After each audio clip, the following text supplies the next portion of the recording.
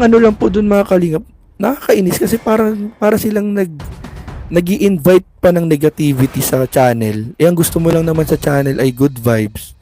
Nag-i-invite pa sila ng negativity. Tapos may ibang mga gagatong pa, nakakainis lang pag minsan.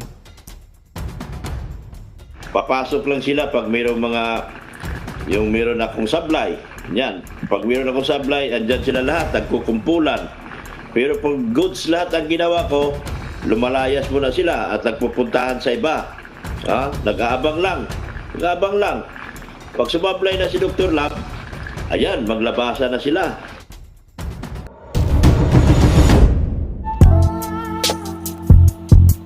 Ang sarap talaga mabuhay. Ang sarap maging guwapo. Welcome back again sa ating YouTube channel, Direk Noelsa. Alam kong excited na kayo sa ating pag-uusapan na ito sapagkat gustong-gusto ninyong malaman kung sino ba ang nasa tugatog ng tagumpay pagdating dito sa Kalingap. Subalit, sa ibang aspeto ang aking ibig sabihin dito. Nakita nyo naman sa ating thumbnail kung sino ang ating pag-uusapan. Si Dr. Lab at si Kuya Jens.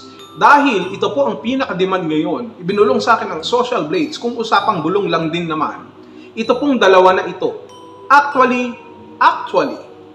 marami po sila. Subalit, pinili po natin kung sino po yung dalawang nangunguna na pasaway o sablay di umano sa Kalingap.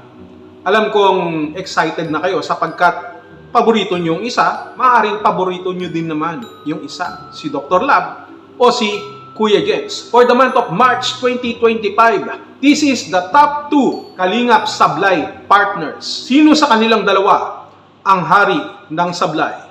Yan ang ating aalamin ngayon sa ating pong vlog. For the month of March pa lamang yan, pinag-uusapan natin. Matindi na ang kanilang ginawang pagpapasaway, matindi na rin ang ginawa nilang mga sablay. Ayon na rin sa mga nakakapanood at ayon na rin sa mga reactors na nagre-reaction sa kanila. Kaya kung ako sa inyo, bumoto na kayo kung sino sa tingin nyo ang hari ng sablay. We are very very excited sapagkat itong dalawa na ito ay deserving sa posisyon na ito. At alam nyo naman, kapag sila ay deserving bilang hari ng sablay at maraming mang issue, ibig sabihin dito, issue equals to revenue. Yun siguro ang gusto nila, revenue, para may revenue. Hindi ba, Dr. Lab, Kuya Jens? Kaya malalaman natin kung sino sa inyong dalawa talaga ang deserving bilang tawaging hari ng sablay for the month of March 2025. At dito sa napanood nyo kay Dr. Lab, kita nyo naman, ang dami niyang paliwanag. Pagkatapos ng lahat ng nangyari, na sinasabi niya na ikino-ordinate niya na kay Kalingap Rab, alam lahat ni Kalingap Rab, wherein doon naman sa vlog ni Kalingap Rab, ay sinasabi niyang hindi niya alam. Sinasabi niyang hindi nasabi sa kanya. O kung sinasabi man ni Dr. Lab na nako-ordinate, anong klaseng coordination ang ginawa?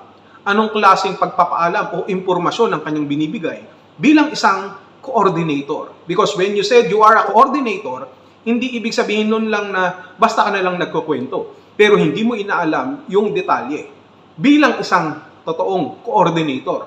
At dapat mas inuna niya yung nakikita niya kung mayroong mang mali o hindi kesa sa pagbablog. Dahil sabi niya, nakita niya na tinatayo doon, syempre hindi niya sasayangin ng oras, magbablog na lang daw siya.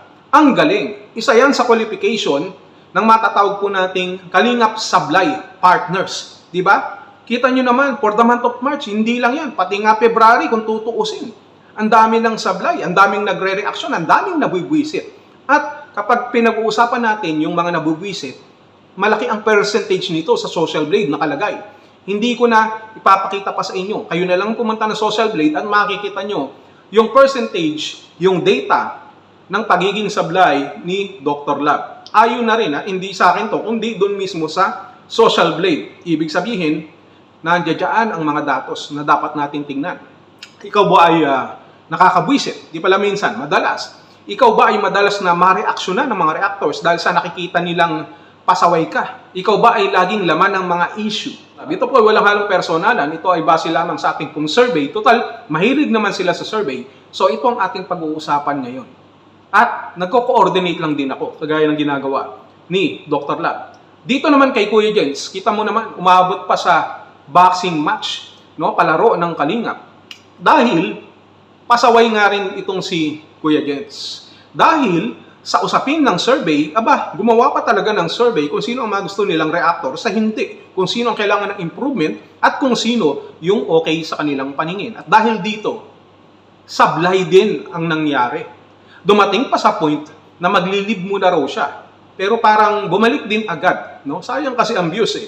Siyempre, 'di ba? Wala naman daw masama. Wala naman talaga masama, pero ang masama, maraming nag-react at hindi mo kasi naipaliwanag ng maayos. At dahil diyan, hindi mo naipaliwanag at maraming galit sa iyo, maraming nabubuisit sa iyo, no? Kada na lang magbablog ka, iniisip nila na clickbait ka at ngayon sinasabi mo pa na kailangan na, napapanahon na kailangan na ng defender ng John Carl. Ang tanong ngayon dito, Kuya Jens, kailangan ba talaga ng defender ng John Carl? Bakit? Wala bang nagde-defend sa Kalinga? Di ba kahit na walang defender yan, kapag nakikita ng mga reactors ng iba na nababalahura o naaapi ang John Carl, hindi ba pinagtatanggol yan ng mga reactors? So, ibig sabihin nun, parang bulag ka at hindi mo nakikita yung ginagawang pagde-defend ng ibang reactors para dito sa John Carl. Ganun ba? At dahil dyan, hindi mo nakikita, pasok ka bilang top 2 Kalingap sablay partner o sabihin na nating pasaway partners. Di ba? Hindi mo pa pwedeng maitanggi sapagkat malalaman mo naman yan doon sa mga nagko-comment sa iyo. Kaya nga gusto mong magbakasyon eh. At hindi ka marereaksyonan ng mga ibang reactors kung sa tingin nila tama sa pangkalahatan ang ginagawa mo. Bakit ko sinabing pangkalahatan? Sapagkat sabi mo nga, wala namang masama. Sabi mo, e paano naman yung iba? Kaya nga tinutukoy ko yung salitang lahat.